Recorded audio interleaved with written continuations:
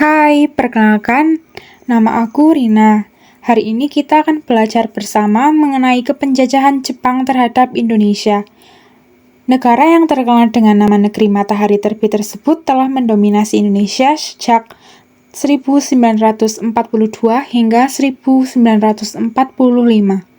Secara ekonomis, kekayaan negeri kita dikuras untuk kepentingan Jepang demi memenangkan Perang Asia Timur Raya. Meskipun masa kependudukan Jepang hanya berlangsung relatif singkat, tetapi mereka memberi dampak yang penting dalam perjalanan sejarah bangsa Indonesia. Nah, bagaimana sih kisah kependudukan Jepang selama sekitar 3,5 tahun di Indonesia? Tanpa berlama-lama lagi, yuk kita bahas. Sebelum Jepang masuk ke Indonesia, pada tanggal 8 Desember 1941, Jepang telah melakukan pengeboman di Pearl Harbor, yaitu pangkalan terbesar Angkatan Laut Amerika Serikat di Pasifik. Pasukan Jepang berhasil menghancurkan basis-basis militer Amerika seperti di Filipina. Kemudian, setelah penyerangan tersebut, Jepang melakukan serbuan ke selatan, termasuk ke Indonesia. Tujuan penyerangan tersebut yakni untuk mendapatkan cadangan logistik dan bahan industri perang seperti minyak bumi, timah, dan aluminium. Kemudian pada tanggal 11 Januari 1942, Jepang memasuki Indonesia di wilayah Tarakan, Kalimantan Timur. Kemudian Jepang mulai menguasai Balikpapan pada 20 Januari 1942, Pontianak pada 29 Januari 1942, Samarinda pada 3 Februari 1942, dan Banjarmasin pada 10 Februari 1942. Lalu dilanjutkan oleh Jepang pada 4 Februari 1942 yang berhasil menduduki Ambon, serta pada tanggal 16 Februari 1942 mulai menguasai Palembang dan sekitarnya. Pada tanggal 1 Maret 1942, kemenangan tentara Jepang dalam Perang Pasifik menunjukkan kemampuan betapa hebatnya Jepang dalam mengontrol wilayah yang sangat luas, yaitu dari Burma sampai Pulau Wake di Samudra Pasifik. Setelah berhasil menguasai wilayah di luar Pulau Jawa, Jepang mulai memusatkan perhatiannya untuk menguasai tanah Jawa sebagai pusat pemerintahan Hindia Belanda pada masa itu. Upaya yang dilakukan sekutu yang terdiri atas Belanda, Amerika Serikat, Australia, dan Inggris untuk menghadapi gerak invasi tentara Jepang, yakni dengan membentuk Komando Gabungan Tentara Serikat yang disebut APDACOM. Apa sih itu APDACOM? Adakah yang tahu? APDACOM sendiri yaitu singkatan dari American British Dutch Australian Command yang bermarkas di Lembang. Akan tetapi, kekuatan APDACOM tidak mampu menyelamatkan Hindia Belanda dari kekalahan. Oh iya, sebelumnya pada tanggal 28 Februari 1942, Jepang telah mendarat di Pulau Jawa pada 3 tempat sekaligus loh, yakni Teluk Banten, Eretan Wetan atau yang kini dikenal sebagai wilayah Jawa Barat, dan Kragen yang kini dikenal sebagai wilayah Jawa Tengah. Serbuan tentara Jepang yang besar dan cepat membuat tentara Belanda tidak mampu bertahan. Akhirnya, pada tanggal 8 Maret 1942, Jenderal ter Borden atas nama Komandan Pasukan Belanda atau Sekutu menandatangani penyerahan tidak bersyarat kepada Jepang yang diwakili oleh Jenderal Imamura. Penandatanganan ini dilaksanakan di Kalijati, Subang, Jawa Barat. Penyerahan Belanda kepada Jepang ini kemudian dikenal sebagai Kapitulasi Kalijati. Setelah resmi menerima penyerahan kekuasaan atau kedaulatan dari Belanda, Jepang langsung membagi wilayah Indonesia menjadi 3 wilayah pemerintahan militer. Pada wilayah ke-1, untuk Angkatan Darat atau Kunseibu, meliputi wilayah Jawa dan Madura di mana Batavia menjadi pusatnya. Wilayah ini menjadi wewenang tentara ke-16 di bawah pimpinan Hitoshi Imamura. Pada wilayah kedua untuk Angkatan Darat atau Rikugun meliputi wilayah di Sumatera dengan pusat di kota Bukit Tinggi. Wilayah ini menjadi wewenang tentara ke-25 di bawah pimpinan Jenderal Tanabe. Dan yang terakhir, wilayah 3 untuk Angkatan Laut atau Kaigon meliputi wilayah Kalimantan, Nusa Tenggara, dan Irian yang berpusat di Makassar, dan menjadi wewenang Armada Selatan kedua di bawah pimpinan Laksamana Maeda. Kemudian terdapat sambutan rakyat Indonesia pada awal kedatangan Jepang. Wah, kira-kira para audiens tahu nggak ya, bagaimana tanggapan atau sambutan pada masa awal kedatangan Jepang? Yuk cari tahu bersama. Jadi, kedatangan Jepang di Indonesia pada awalnya disambut dengan senang hati oleh rakyat Indonesia, dikarenakan Jepang dielu-elukan sebagai saudara tua yang dipandang dapat membebaskan bangsa Indonesia dari kekuasaan Belanda. Berbagai propaganda terus Jepang kobarkan untuk terus menggerakkan dukungan rakyat Indonesia, seperti contohnya, setiap kali radio Tokyo memperdengarkan lagu Indonesia Raya di samping lagu Kimigayo. Bendera merah putih dikibarkan berdampingan dengan bendera Jepang Hinomaru. Melalui siaran radio Jepang mempropagandakan bahwa barang buatan Jepang itu menarik dan murah harganya sehingga mudah bagi masyarakat Indonesia untuk membelinya.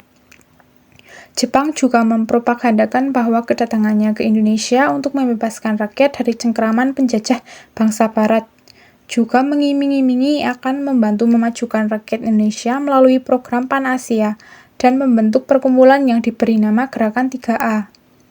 Nah, sebelumnya, adakah yang tahu apa itu Gerakan 3A? Apa sih kira-kira tujuan Jepang membentuk perkumpulan itu? Dan siapa ya yang dijadikan ketua Gerakan 3A itu? Yuk simak lebih lanjut. Pada zaman kependudukan Jepang, terdapat organisasi-organisasi yang bersifat kemasyarakatan dan ada pula organisasi yang bersifat militer ataupun semi-militer. Jadi, organisasi apa saja yang berkembang di zaman pendudukan Jepang pada masa itu? Yang pertama, ada organisasi yang bersifat sosial kemasyarakatan, yakni ada Gerakan 3A. Gerakan 3A ini merupakan perkumpulan yang dibentuk pada tanggal 29 Maret 1942 yang memiliki 3 semboyan, yaitu Nippon sebagai cahaya Asia, Nippon sebagai pelindung Asia, dan Nippon sebagai pemimpin Asia. Tujuan daripada Jepang membentuk perkumpulan ini yakni untuk mendapat simpati dari rakyat. Namun, Jepang sendiri menilai bahwa perhimpunan ini tidak efektif, sehingga pada bulan Desember 1942, Gerakan 3A dinyatakan gagal. Sebagai pimpinan Gerakan 3A, Sedenbu telah menunjuk bekas tokoh Parindra Jawa Barat, yakni Mr. Samsudin, sebagai ketua dengan dibantu beberapa tokoh lain seperti Sultan Pamuntjak dan Muhammad Saleh. Pada poin selanjutnya, yakni ada Putra atau Pusat Tenaga Rakyat. Jadi, organisasi ini bertujuan untuk membujuk kaum nasionalis, sekuler, dan intelektual agar menyerahkan tenaga serta pikirannya untuk mengabdi pada Jepang serta untuk membangun dan menghidupkan kembali segala sesuatu yang telah dihancurkan oleh Belanda. Putra dipimpin oleh 4 serangkai, yakni Insinyur Soekarno, Muhammad Hatta, Mas Mansur, dan Ki Hajar Dewantara. Putra memiliki tugas untuk memusatkan segala potensi masyarakat Indonesia guna membantu Jepang dalam perang serta memperbaiki bidang sosial ekonomi.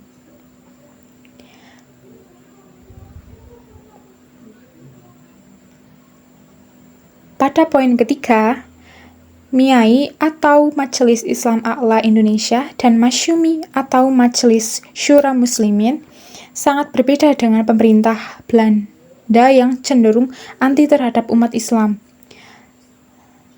Jepang justru lebih ingin bersahabat dengan umat Islam di Indonesia guna membantu melawan sekutu.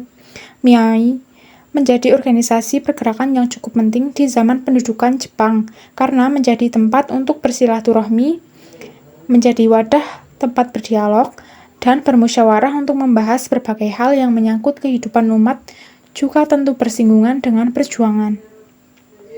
Adapun tugas dan tujuan MIAI antara lain 1.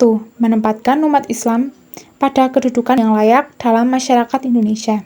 Kedua, mengharmoniskan Islam dengan tuntutan perkembangan zaman. Dan ketiga, ikut membantu Jepang dalam Perang Asia Timur Raya.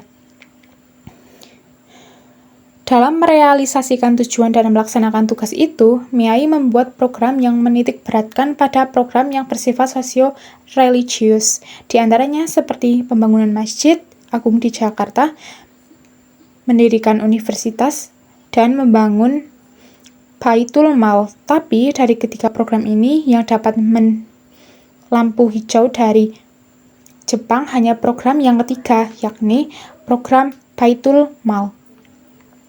Di sisi lain, ada Masyumi yang cepat berkembang saat itu. Ketua dari organisasi Masyumi adalah Hasyim Asy'ari dan wakil ketuanya dijabat oleh Mas Mansur dan Wahid Hasyim. Dikarenakan di setiap karisidenan ada cabang Masyumi, sehingga organisasi ini berhasil meningkatkan hasil bumi dan pengumpulan dana seperti halnya organisasi Miyai.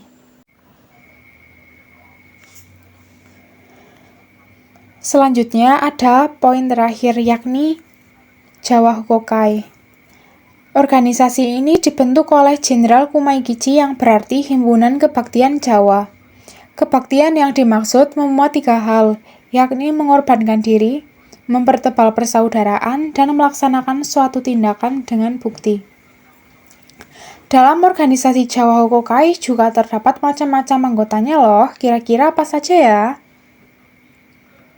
Yang pertama ada Kyoiku Hokokai atau kebaktian para pendidik guru-guru. Yang kedua ada Fujinkai atau organisasi wanita. Dan yang ketiga ada Keimin Bunka Shidoso atau pusat kebudayaan. Organisasi Jawa Hokokai ini tidak berkembang di luar Jawa, sehingga golongan nasionalis di luar Jawa kurang mendapatkan wadah. Tetapi tidak berkembangnya di luar Jawa juga ada alasannya loh. Misalnya seperti di Sumatera berpendapat bahwa di Sumatera terdapat banyak suku, bahasa, dan adat istiadat, sehingga sulit dibentuk organisasi yang besar dan memusat, kalau adapun hanya organisasi lokal di tingkat daerah saja. Selanjutnya kita akan masuk pada pembahasan dari organisasi yang bersifat semi-militer. Sesuai dengan sifat pemerintahan militer Jepang, Jepang berusaha mengembangkan organisasi militer. Namun untuk memperkuat pemerintahannya, Jepang juga mengembangkan organisasi semi-militer dan pengerahan para pemuda yang kuat fisiknya. Poin pertama ada pengerahan tenaga pemuda. Jadi, sebelum Jepang meresmikan organisasi semi-militer ini pada tanggal 11 Juni 1942, Jepang sendiri telah melatih para pemuda untuk menjadi pemuda yang disiplin, memiliki semangat juang, dan berjiwa kesatria yang tinggi. Salah satu cara untuk menanamkan nilai tersebut kepada kaum muda adalah dengan pendidikan, baik pendidikan umum maupun pendidikan khusus.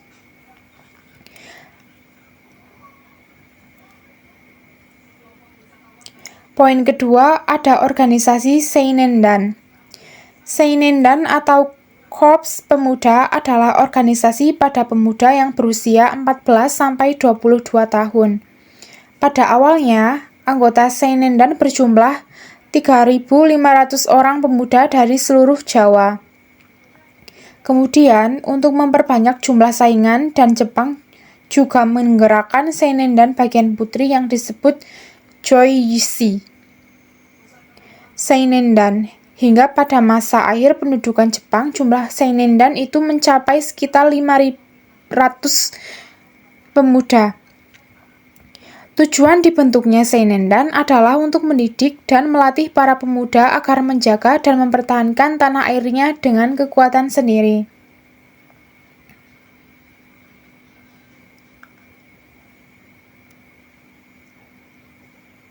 Selanjutnya, pada poin ketiga, ada Keibodan. Apa sih itu Keibodan? Jadi, Keibodan merupakan organisasi semi-militer yang anggotanya para pemuda berusia 25 tahun hingga 35 tahun. Ketentuan utama untuk masuk Kaibodan adalah mereka yang berbadan sehat dan berkelakuan baik.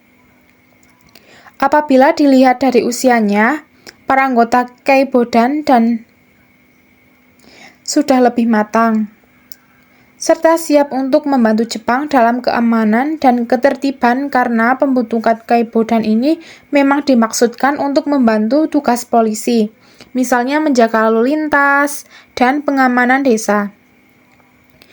Organisasi Seinendan dan Kaibodan ini dibentuk di daerah-daerah seluruh Indonesia, meskipun namanya berbeda-beda.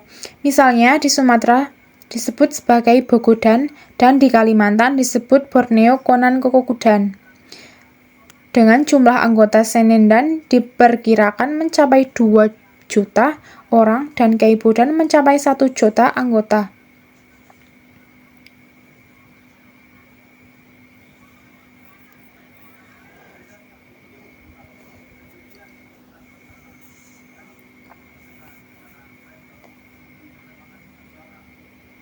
Selanjutnya ada barisan pelopor yang dibentuk pada tanggal 1 November 1944. Dibentuknya ini dengan harapan adanya kesadaran rakyat untuk berkembang, sehingga siap untuk membantu Jepang dalam mempertahankan Indonesia. Organisasi ini tergolong unik karena pemimpinnya adalah seorang nasionalis, yakni Insinyur Soekarno yang dibantu oleh R.P. Suroso, Oto Iskandardinata, dan Buntaran Marto-Atmojo. Barisan pelopor ini berada di bawah naungan Jawa Hokokai dan berkembang di daerah perkotaan. Anggotanya mencapai 60.000 orang, dengan anggota barisan pelopor istimewa yang berjumlah 100 orang. Di antaranya ada Supeno, D.N. Aidit, Johar Nur, Asmara Hadi, dan Sudiro sebagai ketua barisan pelopor istimewa.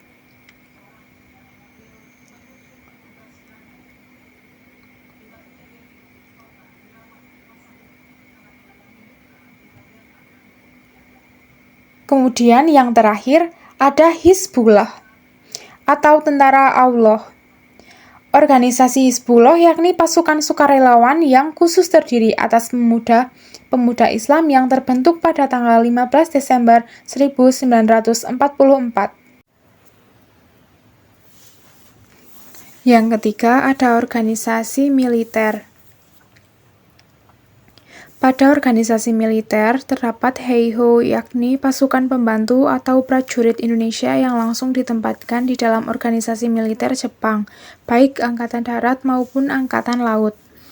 Pembentukan Heiho bertujuan untuk membantu tentara Jepang meliputi kegiatan membangun kubu-kubu pertahanan, menjaga kamp pertahanan, dan membantu perang tentara Jepang di medan perang.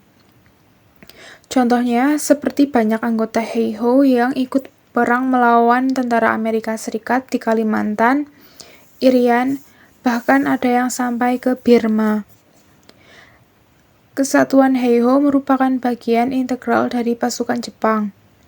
Sejak berdiri sampai akhir pendudukan Jepang, jumlah anggota Heiho mencapai sekitar 42.000 orang, dan sebagian besar sekitar 25.000 orang berasal dari Pulau Jawa.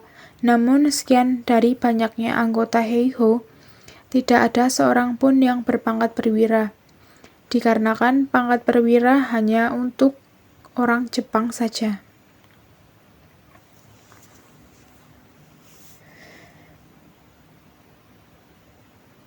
Dan yang terakhir, dalam organisasi militer juga terdapat organisasi PETA. Organisasi PETA sendiri merupakan organisasi militer yang pemimpin bangsa Indonesia yang mendapatkan latihan kemiliteran. Awalnya yang ditugasi untuk melatih anggota PETA yakni seksi khusus dari bagian intelijen yang disebut Tokubetsu Han.